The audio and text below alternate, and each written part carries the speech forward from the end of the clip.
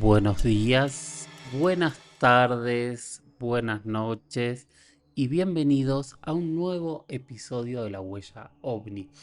El episodio 4 de la quinta temporada. Estoy un poco desordenado en tiempos, pero voy preparando temas y la verdad que estoy un poco entusiasmado con lo que está ocurriendo.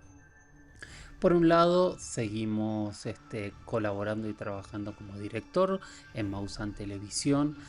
Hay muchos programas que yo les recomendaría y me encantaría que vean. Yo estoy haciendo un programa de entrevistas que se llama Mi Entrevista Paranormal, que es con celebridades mexicanas.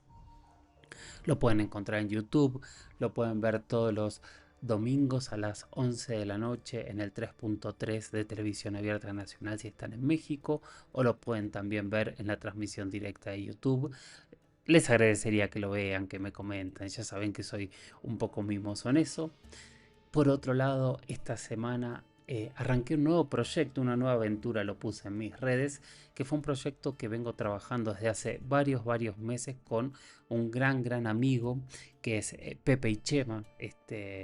Para mí, enorme talento, un podcaster gigante, y que la verdad es que yo siempre se lo digo, cuando hace algo en YouTube yo veo que hace magia. Hace tiempo me invitó a participar y yo le dije, la verdad que a mí me encantaría hacerlo con vos. Y nada, y automáticamente nos pusimos a trabajar en temas y yo le dije, el que sabe YouTube sos vos, yo me adapto a lo que me digas. Y un poco la idea y el planteo de ese podcast nuevo, video podcast, es contar mis experiencias en mis viajes, mis experiencias en diferentes lugares y con distintas personas a través de entrevistas. Ya salió el capítulo 1, que es sobre el área 51, que con un gran experto y un gran amigo, que es Rubén Villatoro. Vamos a hablar del área 51 y yo voy a contar mi experiencia ahí. Y el segundo que va a salir esta semana es con Lourdes Gómez, que con Lourdes vamos a hablar de exorcismo, vamos a hablar de las miradas que tenemos, de los temas que tienen que ver con la Iglesia Católica, con santos, con apariciones de vírgenes, con la mirada del fenómeno extraterrestre a lo largo de la historia en la Iglesia Católica. En fin, fue una charla muy linda. ¿Cómo se llama este proyecto? Bueno, este proyecto se llama Desclasificado Podcast y lo encuentran en YouTube. Por favor, recomiéndenlo también, que la verdad estoy súper feliz. Y yo creo que ya hay como 10, 12 entrevistas hechas, y la idea es, por supuesto, no parar y seguir ofreciendo este contenido. Y realmente estoy muy feliz con ese proyecto, así como también con el canal, y por supuesto dando amor aquí a la Huella OVNI. Que la Huella OVNI, como saben ustedes, valga la redundancia, son ustedes. Entonces, ¿qué necesito? Que me sigan enviando preguntas a mi Instagram, que es @Jorge Luis S. Oficial, a mi Twitter, que es @Jorge Luis S-77. Ahí sí pueden poner hashtag La Huella OVNI, es más fácil encontrarlo. Y si no, también lo pueden hacer por audio al WhatsApp de La Huella OVNI, que es el más 54911 60 45 41 50, más 54911 60 45 41 50. No es un teléfono que atienda, pero ahí sí pueden dejar audios con sus experiencias en primera persona. Hoy otra vez vamos a poner dos muy interesantes. Y también pueden dejar preguntas, por supuesto, porque recuerden que este espacio es un espacio en donde la idea es responder preguntas, es poder contestarles a ustedes, y ese siempre es el plan. Vamos a tener un programa muy amplio hoy, vamos a ver cuánto tiempo tenemos porque hay mucho audio y mucha entrevista. Va a estar Nacho Rojo hablándonos de El Triángulo de Alaska, que va a ser una de las primeras preguntas. Vamos a empezar antes con una efeméride, porque se cumplen 30 años de uno de los casos que yo considero de los más impresionantes que me ha tocado investigar. Vamos a ver si podemos hablar un poquito de Alatra, que hay una pregunta sobre ese tema. Y bueno, vamos a ir metiéndonos en este nuevo episodio de La Huella OVNI. Primer tema, como les decía, va a ser hablar de el caso Bariloche, el caso Polanco. Sin duda es uno de los casos más impresionantes que me ha tocado cubrir en Argentina. Este 31 de julio se cumplen 30 años de este caso. Hoy es 27 de julio, domingo 27 de julio, cuando estoy grabando. Vaya a saber uno cuándo escuchen este episodio. Pero el 31 se van a cumplir 30 años de ese 31 de julio de 1995, cuando un avión de Aerolíneas Argentinas empezaba a aproximarse al aeropuerto de Bariloche, y mientras se aproximaba observaron una luz en el frente y empezaron a pasar muchísimas cosas. Yo les armé un compilado de más o menos 15-17 minutos con muchas de las entrevistas que yo hice a lo largo del tiempo para hablar de este caso. Mucha gente que algunos ya no están, como es el caso de Rubén Sipusac. Vamos a escuchar a los controladores aéreos y al jefe aéreo del aeropuerto de Bariloche. Y por supuesto vamos a escuchar muy fuertemente a Jorge Polanco. Si les parece, escuchen, disfruten y después seguimos hablando de todo lo que ya hemos hablado tantas veces de este caso aquí, ¿no? Pero me parecía que era un gran momento para escucharlo, así que los dejo con este mini reporte que hice con los protagonistas que fui entrevistando del caso Bariloche. Yo soy el comandante Jorge Polanco, tengo 70 años. Trabajé durante 40 años en Aerolíneas Argentinas, a la cual ingresé muy joven, 21 años. Pude ocupar todos los cargos en esa empresa que la misma tiene y me dio una hermosa profesión durante muchos años.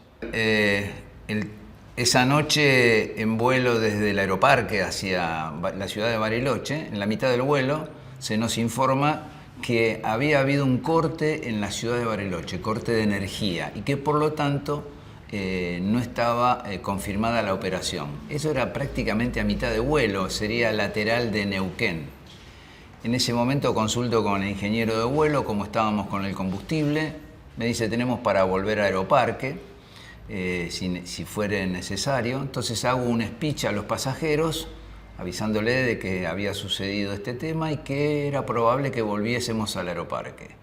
De pocos minutos o segundos nos llama el control y nos dice, está nuevamente retomada la energía, contacte con Bariloche para la aproximación. Contacto con Bariloche y empezamos lo que se llama el descenso y aproximación a la ciudad de Bariloche.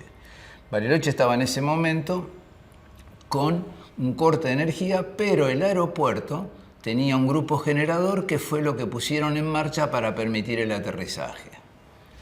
Iniciamos el descenso, prácticamente en la vertical, iniciamos la maniobra de técnica de aproximación, que es un alejamiento hacia el sur, y cuando empezamos ese alejamiento, a las 11 del reloj, siempre, visualizamos a lo lejos una luz gorda y blanca.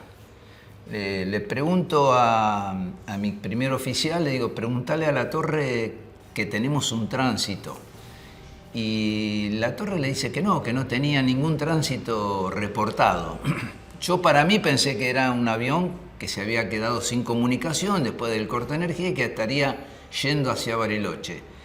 Cuando estamos cerca, más cerca, digamos, del objeto, le hago luces como se hace en la ruta con un auto o con un camión, y la luz, de ser ancha así, se pone finita y se estira.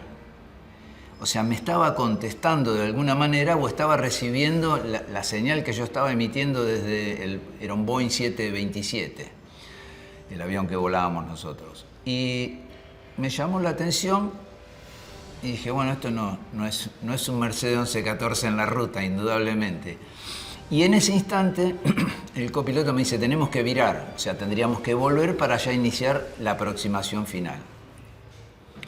Inicio el viraje. Estoy interceptando lo que llamamos técnicamente el localizador del aeropuerto de Bariloche y escucho una voz así muy lastimosa que me dice, che, ¿qué carajo es esto? Yo venía mirando los instrumentos. En ese momento levanto la vista y miro hacia mi derecha y sí veo una nave con forma de plato sopero gigante de 30 metros de diámetro que se venía acercando hacia el lateral nuestro, pero bien visible, bien claro, porque además la noche había mucha claridad con el reflejo de la nieve, se podía ver bien.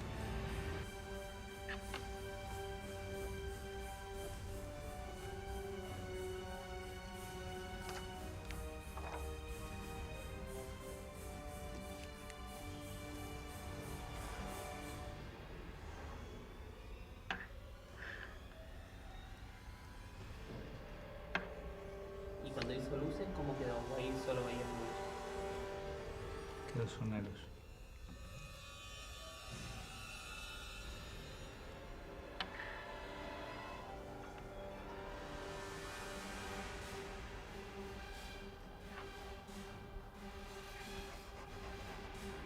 Sin ventanillas y esto todo color, todo oscuro. Negro. ¿Y cómo veías los formas? Se veía perfecta la forma, el perfil se veía bien porque estaba, como había nieve, es como poner ahora acá arriba algo, el blanco te ayuda mucho para definir bien el perfil. Como estaba todo nevado se veía perfectamente. A la aeronave, una nave sanitaria de Gendarmería Nacional, consultarle si él tenía algún tránsito o si estaba viendo al que estaba en aproximación para Bariloche. Me dijo que sí, que veía el Boeing, que era un Boeing 727 que estaba aproximando para la pista 29 de Bariloche, y que veía... Bueno, yo me llamo Rubén Adolfo Cipuzar, yo soy comandante, mi grado es mayor, comandante mayor, está retirado de Gendarmería. ¿Qué estaban haciendo ese día? Fue un vuelo sanitario, estábamos haciendo un vuelo desde Buenos Aires a Bariloche, sanitario. Íbamos a buscar a un niño, esa era la misión del vuelo. Íbamos 3 tripulantes, éramos 2 pilotos, el comandante Gaitán, el mecánico Gómez y yo. ¿Y qué fue lo que... ¿Cómo fue el vuelo? ¿Venía normal? ¿Cómo era? ¿Cómo fue toda esa parte? Bueno, todo el hecho entrando nosotros ya a Bariloche, a la terminal Bariloche, creo que eran como alrededor de las 9 de la noche aproximadamente, ponemos la frecuencia, selectamos la frecuencia de la radio y escuchamos la comunicación de un avión de Aerolíneas Argentinas con la torre de control. Este avión de Aerolíneas Argentinas, un avión de línea, de pasajeros, había entrado antes que nosotros a la terminal Bariloche. Y él en ese momento estaba arriba en la vertical del aeropuerto haciendo las maniobras, como eran de noche, ¿no es cierto?, las maniobras para aterrizar en el aeropuerto de Bariloche. Y nosotros estábamos ingresando a la terminal, estábamos fuera del aeropuerto, unas 35 millas aproximadamente. Bueno, escuchamos unas comunicaciones que el piloto de aerolínea le decía a la torre de control de que estaba observando un tránsito, eso escuchamos nosotros desde nuestro equipo de radio, y la torre que le respondía que no tenía ningún tránsito reportado. Lo único que sí lo alertó de un avión de Gendarmería que está ingresando a la terminal, pero está fuera, digamos así.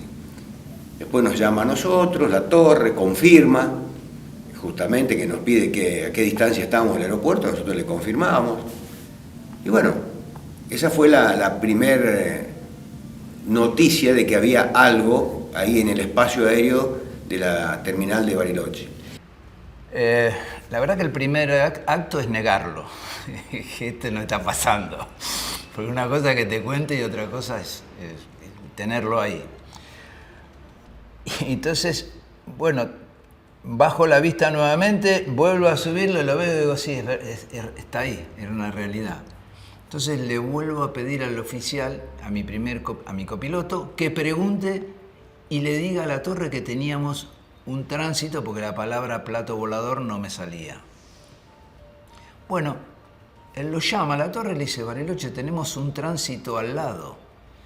Y la torre le hace un silencio así medio como lacónico y le dice, y sí, yo veo una luz, pero no sé de qué se trata. El tipo estaba más asustado que nosotros. Y cuando pasó frente a torre, ¿no? Junto con mi compañero, al muchacho que había llamado de técnico, vimos detrás de la aeronave una luz, ¿no? Pero es lo único que alcanzamos a ver nada más. Era algo que lo seguía a él, ¿no? Todos fuimos coincidentes en lo que pasó, ¿no es cierto? Esa luz que aparece de golpe, que se aproxima y queda volando en forma lateral al avión. Cuando el avión aterriza, el objeto cómo desaparece, hay que llamarlo de una forma que esa es la más correcta, a una velocidad que es imposible de describir, ¿no es cierto? Lo que uno demora en un parpadeo es lo que... Me parece. Bueno, concreto, seguimos con la aproximación y a todo esto nosotros ya habíamos escuchado que en la vertical, esperando que nosotros aterrizásemos en Bariloche, había un avión militar con 2 pilotos de gendarmería que estaban, como digo yo, en la primera fila del balcón para poder ver todo, absolutamente todo, un lugar privilegiado, porque así fue cuando ellos después me contactan. Por mi costado derecho, abajo, muy abajo, una luz muy pequeñita que nos cruza. Desde atrás hacia adelante nos cruza. Entonces pienso, bueno, ahí está el tránsito que tanto hablaba el piloto de la línea aérea. Y te hago una pregunta antes de que continúes. Sí. ¿Esa luz podía tratarse de, por ejemplo, si una avioneta pasase por ahí, iba a ser una luz similar a eso que empezabas a ver? Para mí hasta ese momento era un avión, era la velocidad que yo incluso pensé de que era un jet. Cuando yo veo esa luz, yo veo que nos pasa y digo, ahí va el tránsito que estaba viendo la aerolínea y es un jet, eso pensé yo. ¿Por qué pienso eso?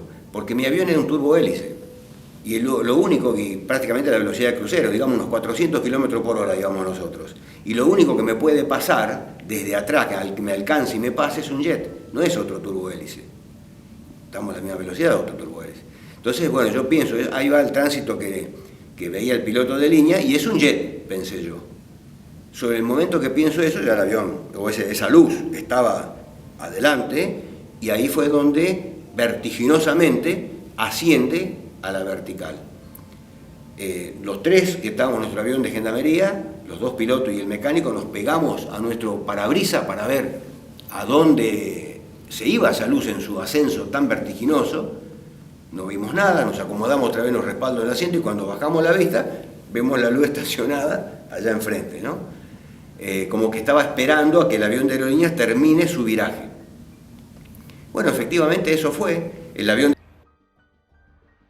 Y la realidad es que cuando empiezo a mirar con detalle, veo que el copiloto me miraba y lloraba, estaba frisado. Y lo miro al ingeniero de vuelo y también los dos estaban como paralizados, pero además llorando. Cosa que me inquietó mucho y sí ahí me empecé a repetir yo mismo que no tenía que perder el control del avión, que era lo más importante. No tengo que perder esto no está pasando, pero pero yo mismo me repetía permanentemente eso, no tengo que perder el control del avión. Cuando llego a la vertical de la ciudad, inicio el viraje por derecha hacia el centro del lago. Ahí, luego me entero por la gente de gendarmería que el Omni, desde el momento que se corta la luz hasta que yo inicio el viraje en el centro del lago, el Omni a una velocidad fantástica que ellos calculan de casi 3.000 kilómetros, hace esto, en línea recta, bajito, hacia el centro del lago y a 90 grados asciende a la misma velocidad. Una cosa que físicamente es inexplicable. No hay, como digo yo, no hay leyes físicas que avalen nada de eso, de lo conocido por nuestra civilización. Bueno, efectivamente eso fue. El avión de aerolínea decía, perdón, yo me olvidé que tomé mi micrófono y ahí notifico por primera vez a la torre de control que vimos un tránsito que nos pasa vertiginosamente por debajo, nos pasa rápidamente por debajo, asciende vertiginosamente a la vertical, y está estacionado enfrente del avión de Aerolíneas Argentinas. Esa fue mi comunicación. El piloto de Aerolínea también sale a la radio rápido diciendo, sí, lo tengo a la vista, está a mi izquierda, efectivamente, era como que lo estaba esperando. Y ahí ya comienzan ambos a venir en sentido convergente a nosotros. Ellos hacia el aeropuerto y nosotros ya habíamos pasado la vertical alejándonos del aeropuerto. Del avión de Aerolíneas Argentinas yo no tenía dudas de la altura. 11.000 pies estábamos nosotros y 10.000 pies ellos, esa era la instrucción, o sea que había 300 metros que nos separaba. Pero esta luz que acompañaba al avión de Aerolínea, que estaba directamente en nuestro eje de vuelo, yo tenía dudas de qué altura tenía. Incluso a ellos sentí temor, porque no tenía posibilidad de hacer nada de escape con nuestro avión, tan rápido que era toda la maniobra, y eso se venía tan rápido, digo, temor de colisión. Yo me imaginé colisión cayendo como papelito picado al lago Bariloche.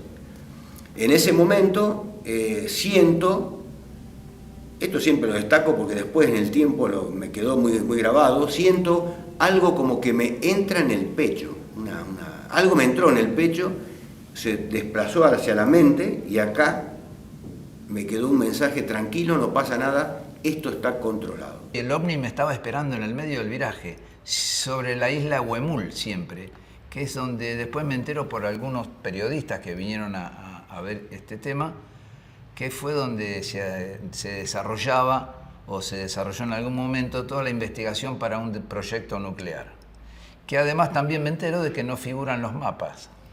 Bueno, concreto, 6 meses después me entero que también llevaba 33 físicos nucleares a bordo, cosa que yo desconocía, obviamente.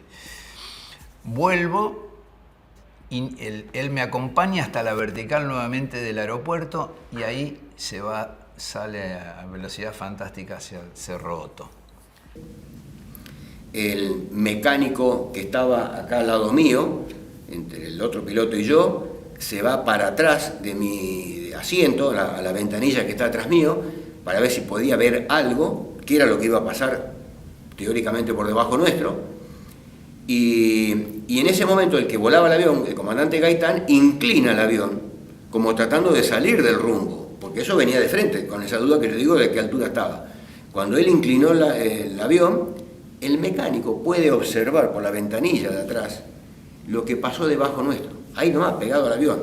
Y él dice que pasa, él ve una luz del tamaño de la uña, del dedo pulgar, color ámbar.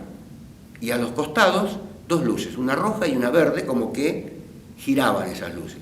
Que apenas estuvo debajo nuestro, nos pasó a nosotros un poquito, tomó un rumbo en ascenso de 45 grados y desapareció a una velocidad espectacular. Eso él alcanza a ver para atrás. Espero que lo hayan disfrutado. Tuvieron a Jorge Polanco, piloto del avión de Aerolíneas Argentinas. Eran varias entrevistas, estaba incluso haciendo un dibujo en un momento de lo que él había visto. Pueden ver la entrevista completa en mi canal de YouTube, por supuesto. Después estuvo Rubén Sipusac, que era uno de los pilotos del avión de gendarmería que venía detrás, que lamentablemente falleció hace algunos años.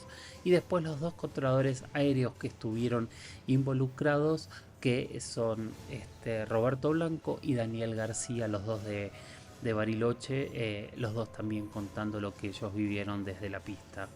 Obviamente se armó mucha controversia. En su momento la Fuerza Aérea Argentina dio un informe en donde decía que era una sucesión de reflejos. Después el grupo de investigación Fénix 4 hizo una contrainvestigación en donde explicó que esos reflejos que ellos planteaban eran imposibles.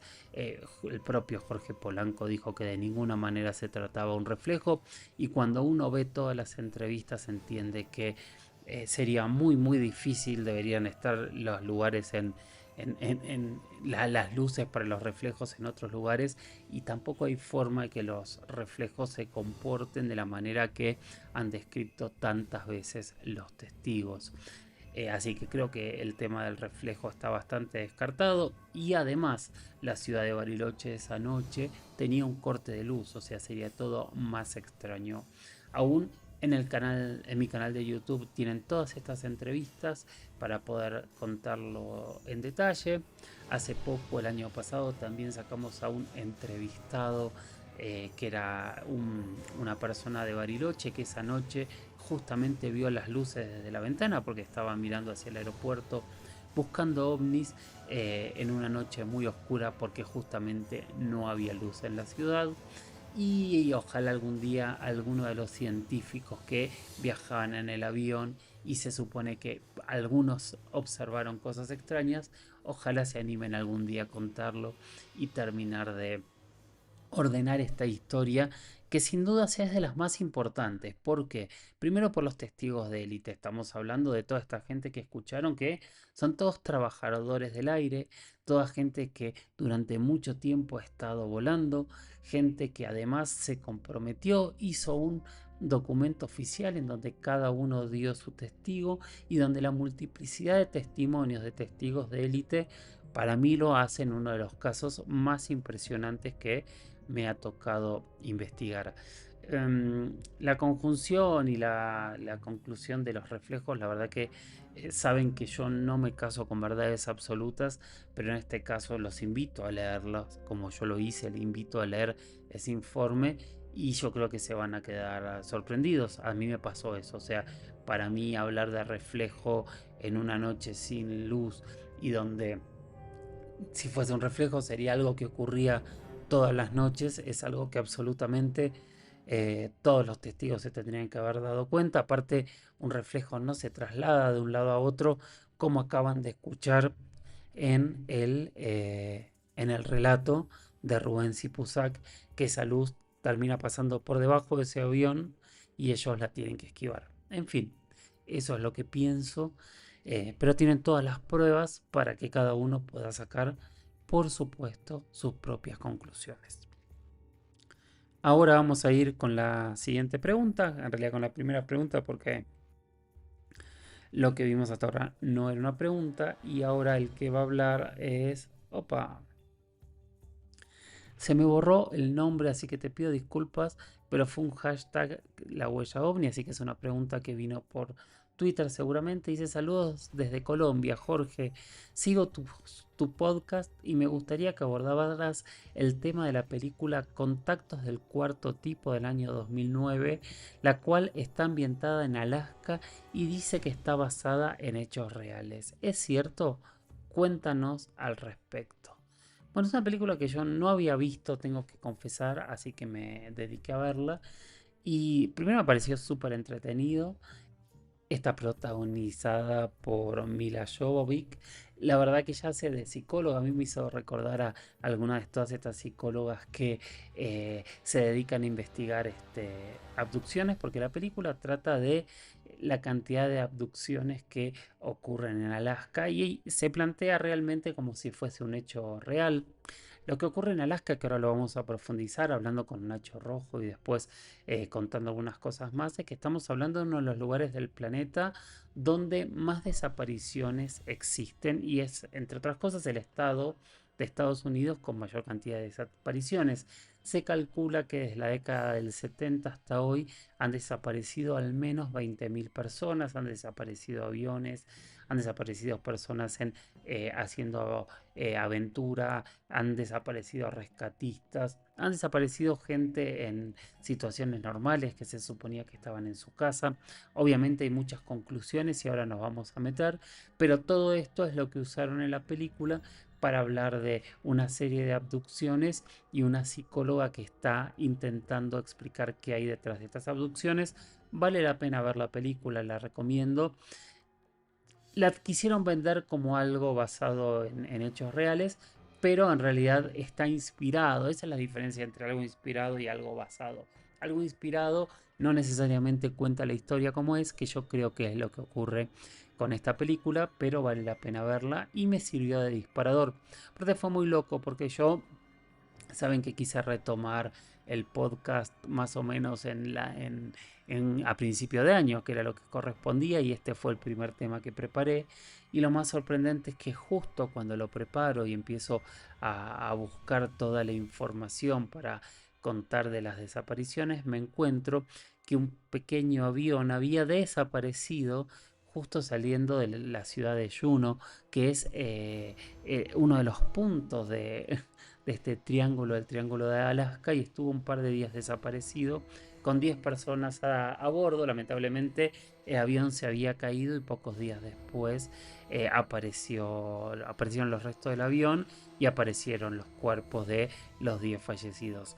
Pero también ha habido muchos casos, empezando con uno en la década de 1950, en donde un avión Douglas de la Fuerza Aérea de Estados Unidos despegó y desapareció cerca de Yukon, que me imagino que recordarán que en Yukon es donde cuando se derribaron los supuestos ovnis globo, fue el lugar donde cayó el que se derribó en Alaska, que hasta el día de hoy, dicho sea de paso, no tenemos una gran información si realmente se trataba de un ovni, si se trataba de un globo o qué era eso que se supone que fueron derribando por todos lados y que aparecieron por distintos lados. Bueno, en ese mismo lugar, en 1950 se había desapareció un avión de la Fuerza Aérea y al día de hoy nunca más se supo nada de ese avión.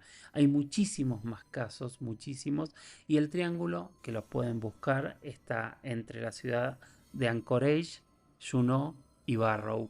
Es un triángulo que cubre una parte grande de Alaska, y en esta sección de Alaska han desaparecido muchísimas personas. Como les decía, se calcula alrededor de 20.000 personas en total, y se calcula o se estipula que se desaparecen entre 500 y 2.000 personas por año que no dejan ningún tipo de prueba de dónde están. Así que es muy fuerte.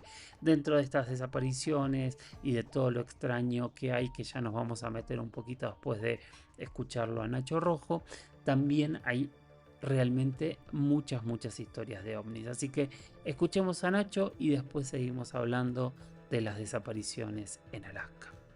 Muy buenas, Jorge. Alaska es mágico, muy mágico. Quiero hablaros de Ingo Swann y su relación con Alaska. Alaska está prácticamente en una de las zonas más cercanas al Polo Norte, pero lo importante es su poca densidad de población. Además que el Hark está ahí, está situado en Alaska. ¿Por qué será? ¿Por qué hay tantas desapariciones? ¿Por qué hay tantos misteriosos sonidos que están volviendo a aparecer? Estos famosos hum. Misterios, ¿no? Bueno, Ingo Swann es el padre del concepto de visión remota y estuvo involucrado en el proyecto Stargate de la CIA. En su libro Penetration, de Ingo Swann, habla sobre un suceso increíble en esta zona de Alaska con personal del gobierno. Uno de ellos fue el señor, así lo llama, Axelrod. Lo llevaron a un lugar, a un lago remoto, no da indicaciones. Después de una larga travesía, se instó a que Swann fuera lo más silencioso posible. Voy a leer. Haz exactamente lo mismo que nosotros, no hagas ruido, y no hables, y no te enciendas un puro. Así que caminamos en una oscuridad casi absoluta, pero a un buen ritmo. Llegamos al lugar exacto, enfrente a un pequeño lago, cuando empezó, pues básicamente a amanecer. Se empezaría a ver algo, ¿no? Aunque los personajes del gobierno tendrían, pues, gafas de visión nocturna. El equipo del gobierno hizo una especie de señal con la mano, diciendo o haciendo ver que había comenzado el evento. Por favor, no hagas ningún ruido, y no te muevas, a menos que te lo digamos. Dice Ingo. Mis globos oculares giraron tratando de percibir lo que habría comenzado. No pude ver nada inusual en absoluto, excepto lo que parecía ser una niebla gris formándose en la dirección del lago. Pensé que era solo la niebla matutina que se acercaba. Esta niebla continuó formándose durante unos 5 minutos. Y de repente vi lo que había comenzado. En un abrir y cerrar de ojos, la niebla gris se transformó. Primero en un luminoso azul neón y luego en un morado furioso. En ese momento, una red de rayos morados, rojos y amarillos se disparó en todas las direcciones, de una forma loca, a través de la nube. Y yo habría saltado si no me hubieran sujetado. Y entonces allí estaba, algo transparente al principio, pero en el siguiente evento o momento o segundo, como si se desvaneciera, como el término de la película, de la nada, allí estaba, sólidamente visible sobre el lago, cuyas aguas reflectantes ahora se podían ver claramente por la iluminación. Y se estaba haciendo más grande, cada vez más grande. Realmente no sé qué había sucedido, pero apareció algo parecido a un platillo volador. Era triangular, y en su ángulo superior estaba como invertido en pulsos, de modo que, en general, parecía tener forma de diamante. En ese momento, con un enorme asombro, pudimos escuchar un viento que se acercaba y se movía junto o justo a nosotros, como un campo magnético tangible, haciendo crujir todos los pinos que nos rodeaban. Y bueno, básicamente imaginaros la movida, ¿no? Algo está creciendo de la nada. Lo interesante es que rayos de color rojo rubí, similares a láseres, comenzaron a salir disparados de ese objeto, que de momento no tenía una forma muy definida, que increíblemente ahora estaba creciendo más y más en su tamaño, mientras seguía estacionado, perdonad, en su posición original, sobre el lago. Bueno, al parecer, ese personal ya sabía lo que estaba ocurriendo y se estaban como alejando porque ese tipo de rayos estaba como localizando lo que había en las cercanías. Rastros biológicos, animales, etcétera, ¿no? Y ellos se apartaron un poco más. Pero al final de todo esto, lo que ocurrió es que se materializó un gran objeto con forma de pirámide. Solo imaginémonos en esa posibilidad, ¿no? Ingo Swann lo que comentó es que esa anomalía, cosa, pirámide, gran objeto, en Alaska, en un lago que no sabemos, simplemente apareció. No es que llegase, sino apareció de la nada. Entonces, señores, hablamos de materialización, de grandes estructuras o, por qué no, vehículos. Hablamos de saltos interdimensionales. Ahora, si creemos en esta posibilidad, que los ovnis no vienen, sino que directamente aparecen, y entendemos los efectos electromagnéticos que ello implica, esto podría arrojar luz no únicamente a los misteriosos sonidos, que no sabemos de dónde provienen, sino anomalías que podrían afectar a nuestros sistemas de navegación. ¿Y por qué no? Esas misteriosas desapariciones, ¿no? Cuando hablamos de misteriosos ruidos, tanto en el cielo, que se han escuchado en muchos lugares, ese hum, que intentan explicar como cielo moto, en Alaska recientemente se han vuelto a escuchar. ¿Y si se estuvieran materializando objetos? ¿Qué sucedería, señores? Lo que está claro que Alaska esconde, pues, un gran secretismo. Ahora bien, nos preguntamos ¿por qué Alaska? ¿Quién sabe? Tal vez por su poca densidad de población, por su cercanía a un hipotético acceso al interior de la Tierra plana, perdonad que me ahogo, ese famoso pues acceso de la Tierra hueca, o por qué no, por el flujo electromagnético de nuestro campo. Pensad que es la zona norte, ahí se observan, tanto en la zona norte del mundo como en la zona sur, esas aureolas, ¿no? Esos colores tan increíbles. Se aprovecha ese tipo de energía. El tema es que se pudieran materializar objetos, no únicamente en Alaska, pero en Alaska sucedió esto. Entonces, las desapariciones, los problemas con nuestros equipos, aviones que misteriosamente se pierden, caen. ¿Por qué, señores? ¿Por qué? ¿Por qué? Porque esa es la gran pregunta que nos deja Nacho Rojo, de verdad oculta. Gracias, Nacho, por contar esta historia que la verdad es súper interesante, pero no es la única, y eso es lo más extraño. En 1972 vuelve a caer un avión en el cual viajaba Hale Box, que era en ese momento líder de la Cámara de Representantes de los Estados Unidos, junto con un congresista de Alaska y otras personas más. Su avión también desapareció y hubo más de 50 aviones y hubo muchos militares buscando este avión durante mucho tiempo y tampoco se encontró absolutamente nada.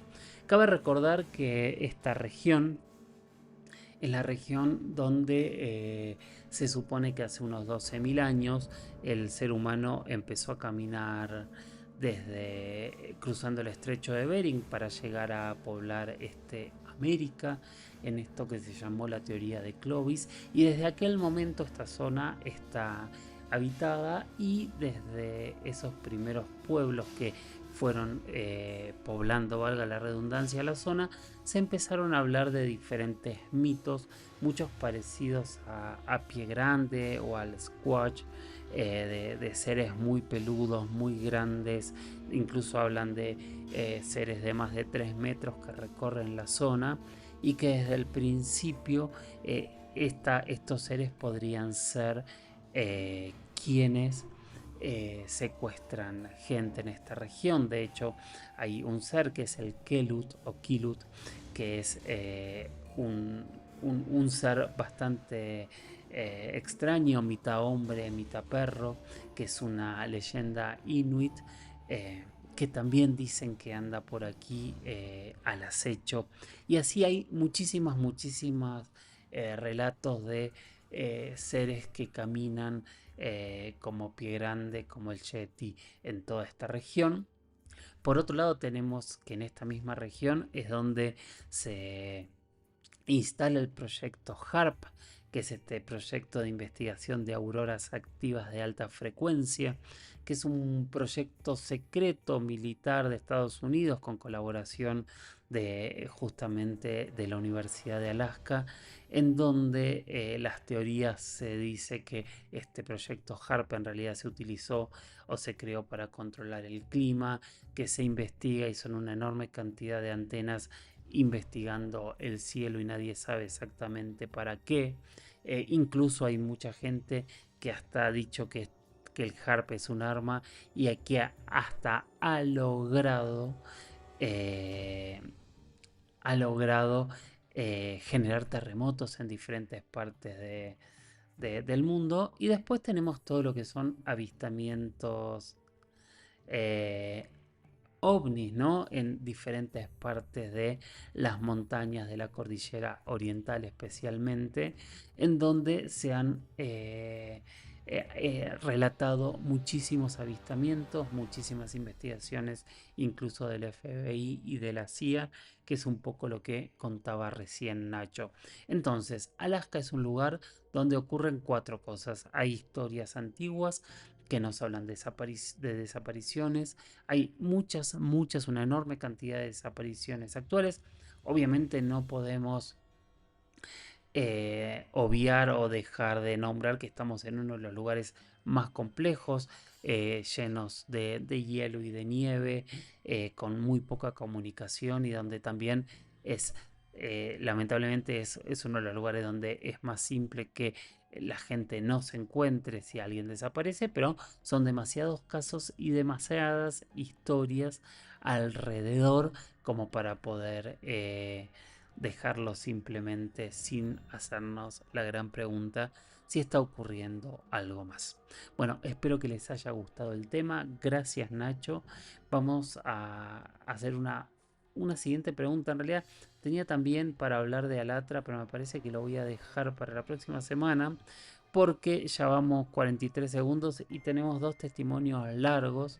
Pero quiero hacer una pregunta más, que es la de Ale Lobo 763, que dice: Jorge, una pregunta, ¿es inteligencia artificial o inteligencia alienígena?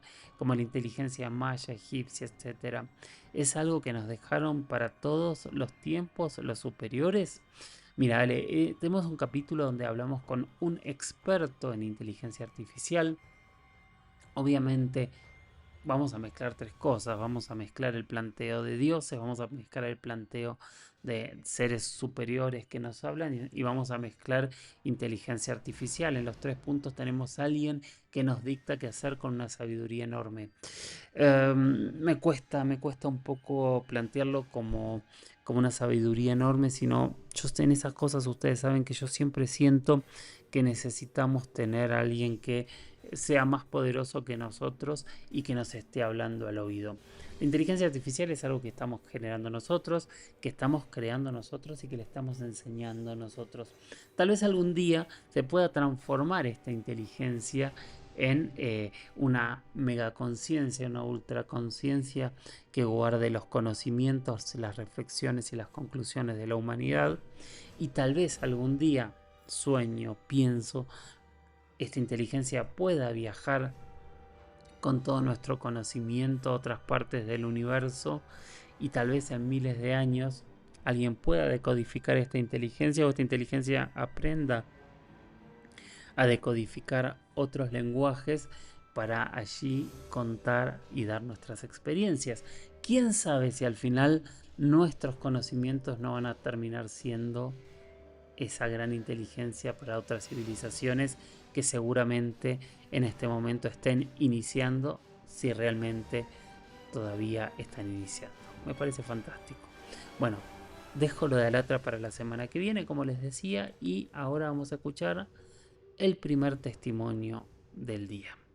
Hola Jorge Luis, un gusto poder comunicarme contigo. Soy Juan de Girona, que te mandé el mensaje por YouTube. Bueno, es un placer de verdad que hayas contactado conmigo, muchas gracias. Y nada, yo quería explicar aquí en este audio pues lo que me pasó un día viniendo de trabajar. Yo iba con mi coche, con mi auto, venía de dirección un pueblo que se llama Rosas, que está en la costa. Yo venía a trabajar, iba a dirección a Vilajuiga, que es mi pueblo, donde yo vivo.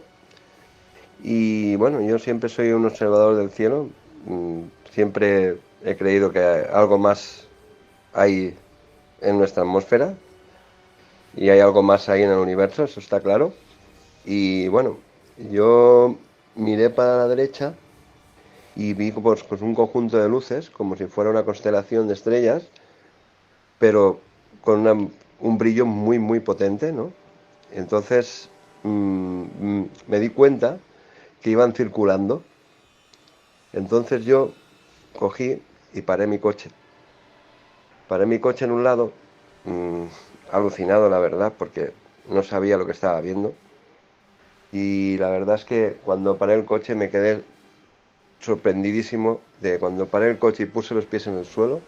Eran como un conjunto de 8 luces que se movían en silencio, no había ruido de motor, no había nada, solo eran como Foo Fighters, vamos a decir, bolas de luz o bolas de fuego, ¿no?, que le llaman. Y bueno, yo me quedé sorprendido que, claro, que yo al poner los pies en el suelo se empezaron a apagar las luces de como 5 objetos. Tengo el vídeo de esto y te lo puedo mandar si quieres. Lo que pasa que ya te digo, en el momento que empiezo a grabar es cuando desaparecen las otras luces. Es increíble. La grabación no es, claro, no es muy buena porque, bueno, es hecha con teléfono y quieras o no, pues no puedes detallarlo como podrías hacerlo con una cámara. Y entonces, pues nada, yo bajé y vi esas luces que se apagaban y me quedé alucinado, la verdad. Y seguí grabando las otras luces que seguían circulando, sin hacer ningún tipo de ruido. Y hasta el día de hoy, la verdad es que no entiendo qué podía ser aquello, sinceramente. Pero no es la primera vez que me pasan o que veo luces extrañas. También delante de mi casa, un día de lluvia, estaban como 3, 4 luces detrás de las nubes que brillaban, estaban paradas. O sea, es increíble esto también. Estaban paradas, quietas. O sea, yo pensaba, la verdad, que no sé, que serían drones o serían... Pero sinceramente no lo eran porque el tamaño no era de un dron y aparte no creo que hubieran drones en esta zona porque es un pueblo muy tranquilo y la verdad que eso me dejó también impactado, ¿no? Entonces le hice fotos y demás y se ve como una bola de luz también. La verdad que me costó mucho captarlo porque no tengo una cámara profesional ni nada, es con el teléfono, entonces en la noche es complicado captar pues, las luces como Dios manda. Y bueno, la verdad es que también fue otra cosa inexplicable que me ha pasado y que no he llegado a entender hasta el día de hoy. Entonces, bueno, quería contar mi historia y nada, un placer, un saludo y mucha suerte en las investigaciones futuras. Que vaya muy bien, Jorge Luis. Gracias, Juan, por tu experiencia, por lo que narrás, y voy a subir los videos mañana mismo, mañana el lunes 28, con el hashtag La Huella OVNI, y voy a poner tu nombre, Juan, para que quien quiera ver los videos pueda verlos en Twitter. Así que los voy a subir con el hashtag La Huella OVNI, episodio 04 de la temporada 5. Ahí está. Hashtag La Huella OVNI, episodio 04, temporada 5. Así lo voy a poner para quien quiera verlo en el momento del tiempo que toque que escuchen este podcast. Como les decía, y como debo un montón de experiencias y no quiero hacer esperar más a todos los que generosamente han compartido estas historias con nosotros, voy a poner un segundo testimonio hoy, que es el de Rocío. Hola Jorge, ¿cómo estás? Mi nombre es Rocío, soy de provincia de Buenos Aires, Argentina. Hace mucho que vengo posponiendo enviarte mi experiencia, así que lo hago hoy con un poco de ruido de calle, pero bueno, era el momento que encontré, así que aquí estoy. Esto me sucedió no solo a mí, sino a un grupo en el 2011. Era para la Semana Santa, así que eran 20 y pico de abril de 2011.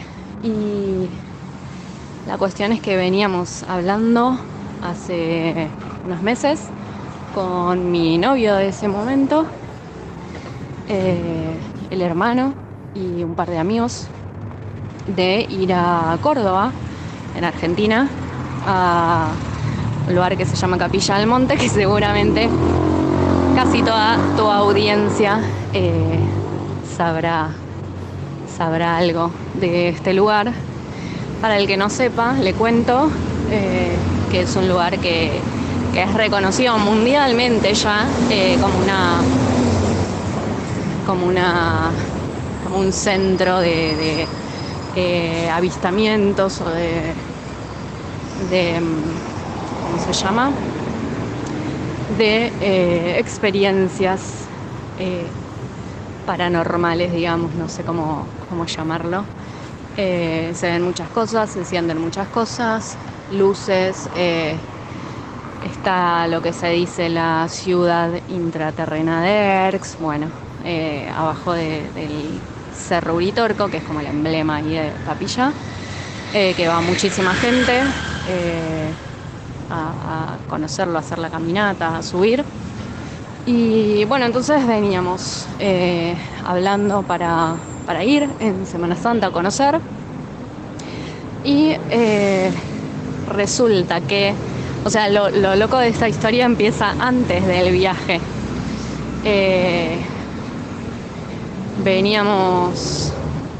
Ya habíamos decidido ir, y una semana antes de viajar, mi novio estaba con su hermana. Ella no iba al viaje, pero bueno, siempre sabía de estas cosas, siempre hablábamos mucho con ellos, con su familia, sobre estos temas de avistamientos y cosas así por el estilo. Se hablaba mucho, cosas que nos llamaban la atención, un poco en serio, un poco en broma, digamos, pero muy abiertos a todo ese tipo de experiencias. Disculpen el ruido. Entonces, bueno, una semana antes estaba mi novio con la hermana viajando en tren acá en Vicente López, provincia de Buenos Aires, y empiezan a ver a un señor barbudo, muy grandote, sentado unos metros como en la esquina, en un asiento que quedaba enfrentado a ellos, digamos, pero bastante lejos. Ellos estaban hablando bajito, así que por la distancia a la que estaba este hombre no debería escucharse nada de lo que hablaban ellos. Pero bueno, como que estaban hablando del look peculiar que tenía. Hablaban sobre qué hará este tipo, que es medio raro, mirá, qué loco que es la barba, no sé, como que inventaban qué sería de su vida, ¿no? Y entonces mientras ellos están hablando de eso, el hombre se para, se acerca al lado de ellos y les dice directamente, una semana antes de irnos, quiero que lo recuerden, a Capilla del Monte. Ya teníamos pactado el viaje, ya teníamos comprado los boletos de tren justamente. Este tipo se para, se acerca y les dice, chicos, ¿ustedes conocen Capilla del Monte? Me imagino la cara con la que están ustedes escuchando esto, porque es la misma que puse yo cuando me contaron esta historia. Y es la misma que me dijeron que pusieron ellos dos al escucharlo. Fue tanta la sorpresa de ellos al escuchar esto que los dos reaccionaron como quisieron disimular, porque fue tan raro. Aparte les dio miedo porque lo primero que pensaron ellos fue, nos escuchó, se está acercando porque nos escuchó hablar de él. Y bueno, no, el tipo les dijo eso, entonces los chicos disimularon un poco, como no, de qué, no sé a qué te referís. Capilla, en Córdoba, sí, ustedes fueron. Y ellos les dicen, no, en ningún momento les nombraron el viaje que estábamos por hacer. Porque, bueno, por una cuestión de seguridad, también vieron acá en Argentina, qué sé yo, uno toma también ciertos recaudos con gente desconocida. Y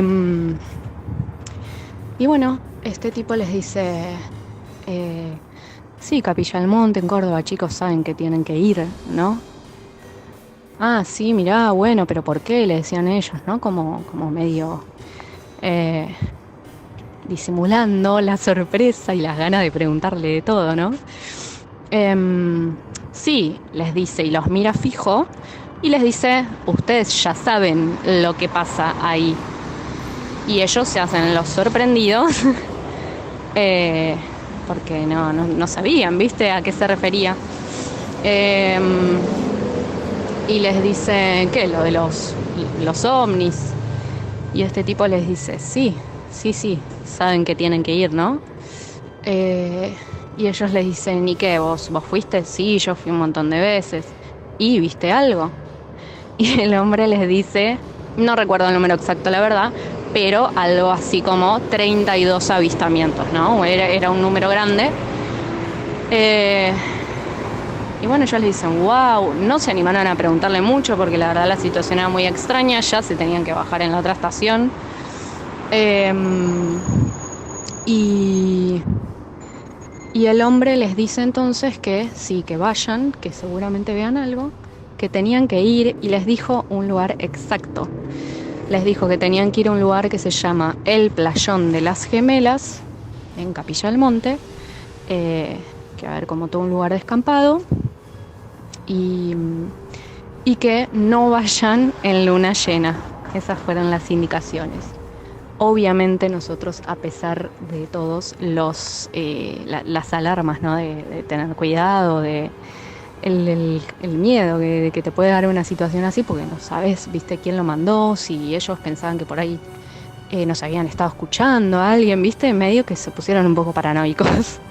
Pero obviamente con el grupo decidimos ir igual porque nos movía más el misterio, ¿no? La curiosidad siempre gana. Y fue más fuerte, así que fuimos igual, pedimos un remis, estábamos abajo del Cerro Uritorco con nosotros quedándonos en un camping muy cerquita del cerro. Entonces fuimos hasta el centro y de ahí pedimos un remis y la chica que nos llevó muy, muy buena onda nos dijo, che, ¿para dónde van? Vamos al Cerro de las Gemelas, y en vez de sorprenderse ella o de decirnos a qué íbamos al medio de la nada, nos dijo, miren qué bueno, nosotros cuando éramos chicos, jóvenes, con mis amigos siempre íbamos ahí a pasar la noche, a ver cosas. Y entonces eso fue como también algo que nos relajó un poco porque nada, ya lo viven como muy natural, ¿viste? Evidentemente. Así que fuimos y bueno, la verdad no me acuerdo, no sé a qué hora llegamos. Yo creo que tal vez eran las 11 de la noche, no creo que hayamos ido más tarde. Llevamos bolsas para dormir y creo que agua y no mucho más, ya habíamos comido. Una de las chicas se quiso quedar, sé que le daba como un poquito de miedo. Fuimos y nos quedamos pegados al lado de un alambrado. Al lado era calle de tierra, un alambrado bajito y nada, a los kilómetros no se veía nada, era pastito bajito y a lo lejos se veía el cerro y el cerro Las Gemelas, que en realidad son 2 cerritos más chiquitos pegados. Voy a tomarme un minuto para cortar este audio y empezar otro, así no pierdo todo esto que grabé. Bueno, te sigo contando, igual creo que esa ya es una experiencia en sí misma porque fue muy muy loco. Para todos fue rarísimo que cuántas posibilidades hay de que alguien te diga, un desconocido, una semana antes de irte, que vayas exactamente a ese lugar a buscar una experiencia que nosotros estábamos buscando, porque obviamente antes del viaje estábamos hablando de experiencias así, buscábamos en blogs, yo estaba buscando mucha información de cosas y leyendo experiencias de gente y todo, así que buscábamos eso. Bueno, cuestión que estábamos ahí y yo creo que habrán sido tal vez a las 3 de la mañana más o menos. Estábamos todos como acostaditos medio un círculo. Yo quedaba como en diagonal, digamos, a los cerros, a donde teníamos que mirar, ¿no? Porque era donde se supone que iba a pasar algo, suponíamos que iba a ser sobre los cerros, ¿no? Teníamos como al costado izquierdo el cerro Uritorco y al lado el cerro Las Gemelas. Y bueno, ese era el lugar que nos había nombrado este tipo, que les nombró a los chicos. Y bueno, entonces a eso de las 3 de la mañana, yo calculo, no sé, era entrada la madrugada. Alguno de los chicos creo que estaba medio dormitando. Yo estaba despierta porque obviamente no me podía dormir. Y el hermano de mi novio también estaba despierto. Él también estaba como súper emocionado del viaje y quería ver cosas y quería tener alguna experiencia. Así que los dos estábamos como muy atentos. Él estaba de frente al cerro, yo estaba de costado. Él estaba como delante mío, más cerca al cerro, digamos, que yo. Y los chicos estaban medio mirando para cualquier lado, estaban como muy acostados, como para dormir. Entonces no vieron lo que pasó. El hermano de mi novio, de repente, dice: «Hey, ¿vieron? ¿Están viendo esa luz?». Y yo veo el brillo de la luz de reojo porque lo tenía de costado, entonces miro y alcanzo a ver que era como una luz. Nosotros decimos que era una pelota de tenis, pero más grande en tamaño, ¿no? Con la lejanía a la que la veíamos, que era en el cielo, detrás del cerro. Uritorco se veía hacia ese lado porque se vio en el medio del cielo, apareció en el medio del cielo y se fue hacia atrás del cerro Uritorco y desapareció, digamos, detrás del cerro. Era más o menos como el tamaño de la luna que está hoy. De la luna cuando todavía no está llena, vieron que se ve muchísimo más grande cuando está llena y está medio naranjita. Era del tamaño, sí, yo diría una pelota de tenis.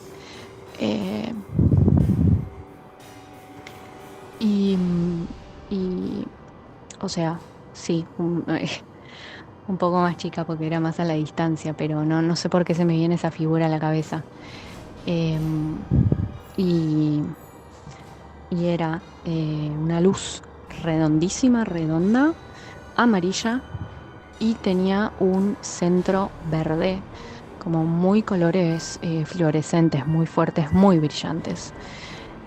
Sale como del centro del cielo, como cerquita al cerro, sale de la nada con ese brillo intenso y se esconde como en una línea medio en diagonal hacia abajo, bajando para esconderse detrás del cerro.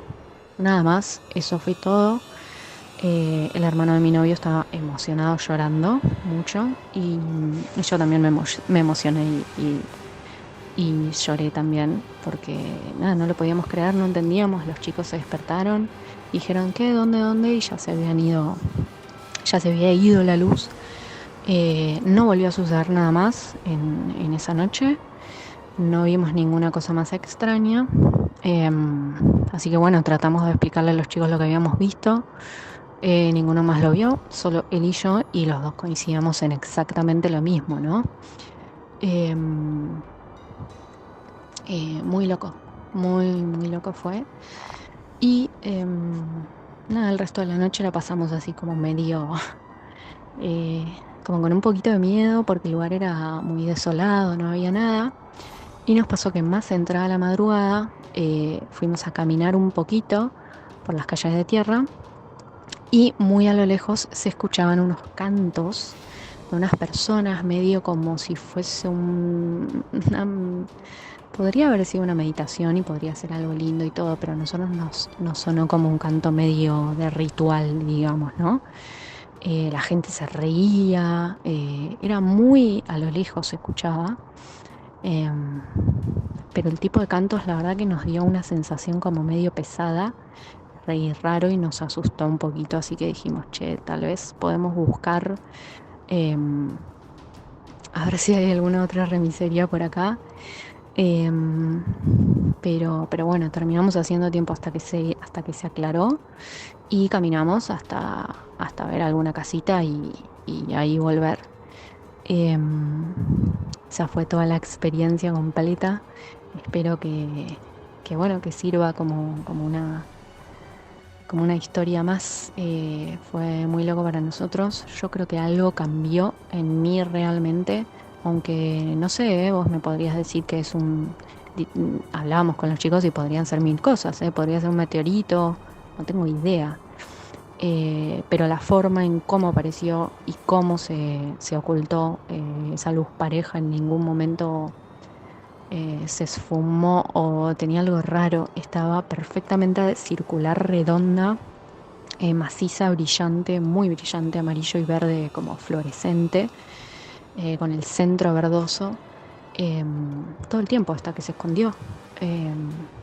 Y se escondió justo, perfectamente sobre el Cerro Uritorco.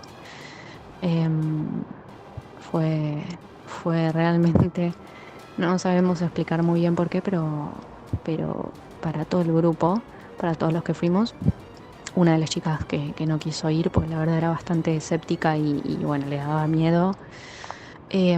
Para todos nosotros fue una experiencia, como un antes y un después en nuestra vida, ¿no? Como que algo más, no sé, te cambia un poco la mentalidad, ¿viste? Algo que escapa de tu entendimiento, te genera más preguntas, y creo que hacerse preguntas siempre está bueno, ¿no? Creo que es un poco la base de tu canal.